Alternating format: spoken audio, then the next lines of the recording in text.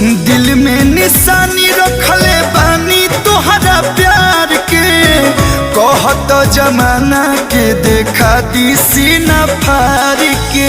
केहू पागल कही केहू आशिकाना कही, आज हम कहतानी कल जमाना कही।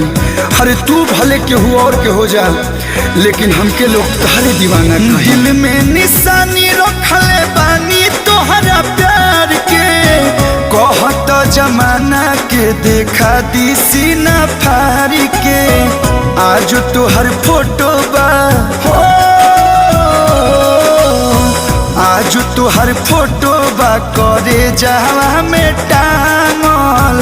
आज तोहर फोटो बा करे जावा में टांगल। यही से दीवाना तोहर भइल बाटे पागल।